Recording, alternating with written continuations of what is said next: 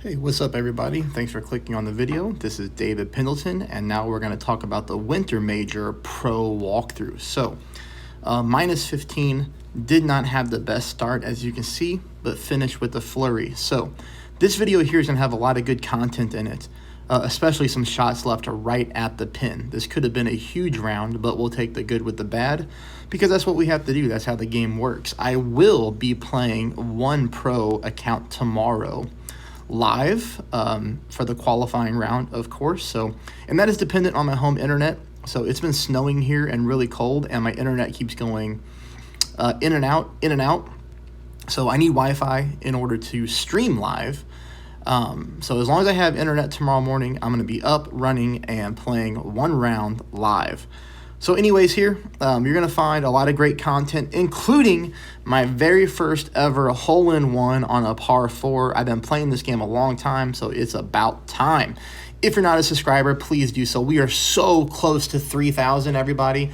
It would mean a lot to me if you're not a subscriber yet, if you hit that subscribe button. And then secondly, please jam that thumb up button and like the video if you find it helpful.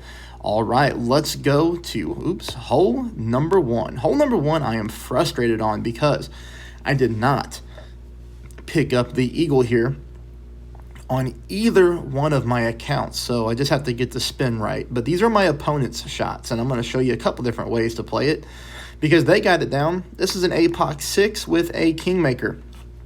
Now, not everybody has an APOC 6, so you might need to use a Berserker, you might need to use a Power 4 ball, whatever is best for your liking and club level. But as you can see here, he is going full overpower, and he is able to barely roll out of the rough there onto the fair, leaving with the chip in. Now, this is another opponent going with a Thor's Hammer 5. I think a lot of pro players will have a Thor's Hammer 5, and he is choosing to go with the Berserker. These shots should be played at 10% elevation at max distance of your club.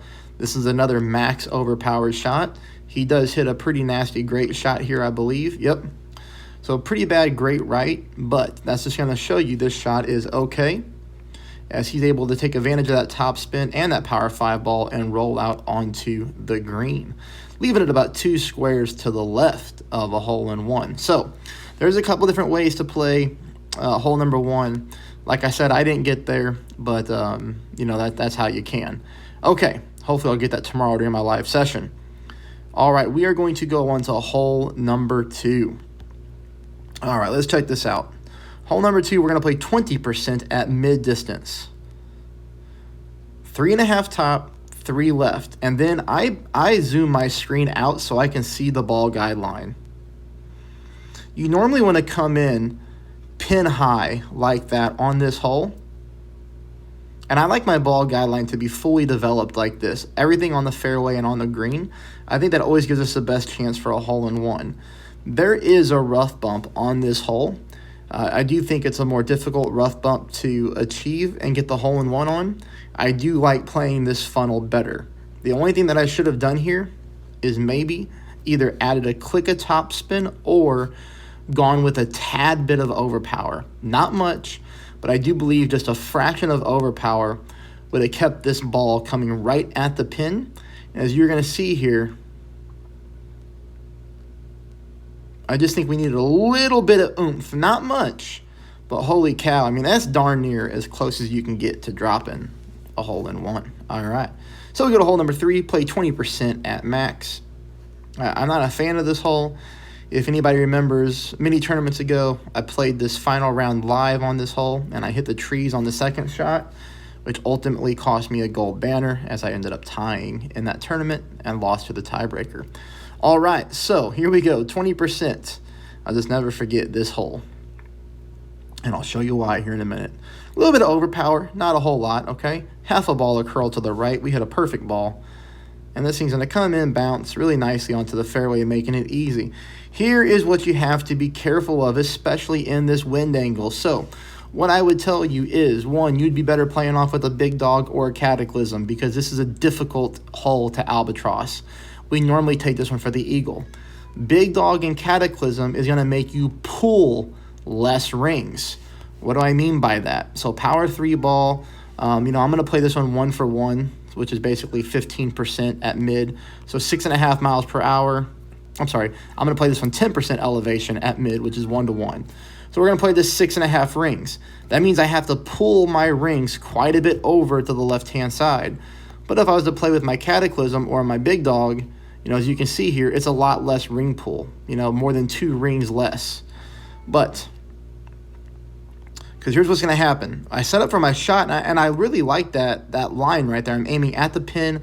I think the speed would be good. But as I pull my rings, look at my ball guy line. It goes away. That's because it's hitting the trees. So we have to fix this shot. So I need to play this shot more to the right-hand side. So as you can see, I move my target to half my blue ring is in the rough now. And now I'm able to pull my 6.5 rings. But those trees are sneaky. You got to be really careful that you don't hit those things, because if you do, it's going to kill your ball. It's going to knock your ball down, and then you're going to have to be hitting a very long-range shot for the eagle save. Okay, hole number 4 is going to be the exact same thing as hole number 2. You know, we just need to stomp our foot to get this ball to go in the hole. We're going to leave this one right at the pin. So my spin adjustment here was, I don't think I've done it yet. Yeah. So 3 left, and we're going to call that like 2.7 back, somewhere around that. I do have the ball guy line going through the pin with my orange ring almost right up there against the rough line.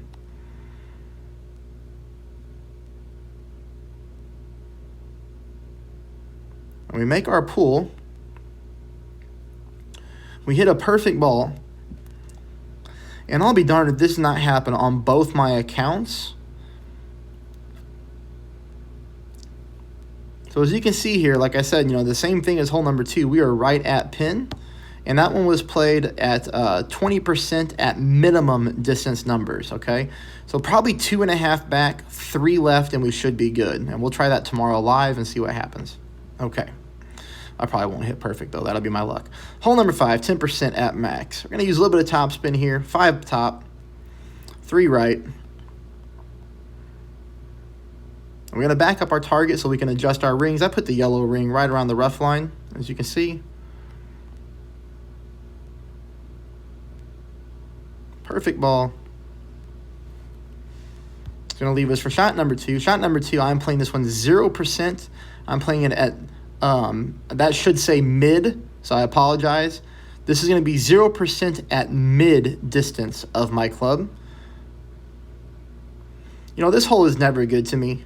I always miss this one. No matter what elevation I play, no matter what spin I do, I just always seem to miss it. You know, it's just my nemesis. It's an easy eagle, but the albatross always evades me, it feels like. Rough bump is easy to hit, but as you can see here, you know, we missed this one by about 1/3 of a green square, maybe less, to the left-hand side. So, you know, we need to mess around with the spin on that one. You know, maybe just start off with full right and then adjust your backspin to the hole like me and then take your shot and see what happens. Okay. Hole number 6 is going to be played 10% at max. We're going to take advantage of this tailwind, and we're going to go bombs away. Now, you're going to notice here, I pull my 4 rings. I did not push back up to max. I was wanting to take a controlled overpower shot. I do hit perfect. So we go from fairway, and then unfortunately, I just clipped the end of that rough. So that I did not want to do. We may want to go ahead and just push this thing back up into max so that we don't do that. Because it looks like we have plenty of fairway to work with. So we're going to go 10% at I played this one 10% at mid. What is going on with my graphics today? Well, I apologize about that, but that's why I hope people hopefully pay attention to what I say. 10% at mid is what I'm playing this shot. 10% at mid. Glitchy green. This one is not the easiest shot to drop. You know, normally I like the thorn shots for the eagle opportunity, but there's just something about this green that I don't like. As you can see here, the ball comes in way too hot, and we end up burning the right edge of the cup. So we have a lot of balls, you know, close to going into the hole, but, you know, not quite there. We're going to play this one right here with our quarterback. This is hole number 7. We do pick up the hole in one here. What I like about this is we're going to go 3 backspin, 2.5 to the right. And we're looking to find this funnel back here on the green.